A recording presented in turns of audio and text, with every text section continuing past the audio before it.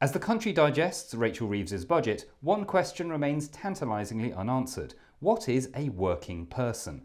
Our definitions, translations and obfuscations correspondent Jonathan Goodenough has more. Yes, that's right. Last week, Keir Starmer said that working people know exactly who they are, which sounded a bit like the Supreme Court Justice's famous definition of pornography. I know it when I see it. And how often do you see it? Like all good boys, I have Safe Search turned on. Why is Labour using the term working people rather than the more traditional working class? Probably because class is such a vague concept these days, defined less by your economic interests and more a kind of vibe based on family background, accent and your breakfast preferences. What do you mean? Well, you can run a business, own 10 houses and rent out 8 of them, but if you've got a northern accent, your granddad was a miner and you hate croissants, you're working class, right? Whereas if you rent a tiny flat, are self-employed in a precarious industry and are saddled with thousands of pounds of student debt, but you like oat lattes, watching Succession and the occasional avocado toast, you're middle class. So who are working people? People who work for a living, as opposed to people who earn most of their income from investments or other wealth. Seems fairly straightforward. The problem is that nobody likes to think of themselves as not a working person.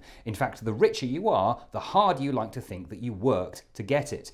Even people who inherited family money like to think that surviving their childhoods was a pretty tough job. Turning to the budget itself, what difference will it make in people's lives? Well, there's a helpful "what does this mean for me" calculator on our website. It looks at how much you earn, if you're married or have children, if you drink alcohol, drive or smoke, and gives you a sense of how much better off you'll be. Have you tried it? Yes, but as a teetotal, non-smoking, childless man with an electric car, it just came back with "a pint will be a penny cheaper," which I think might be a glitch. What about people who use the bus? They don't look at websites. Does this calculator also show the impacts that this budget will have on the NHS, education, transport, infrastructure investment?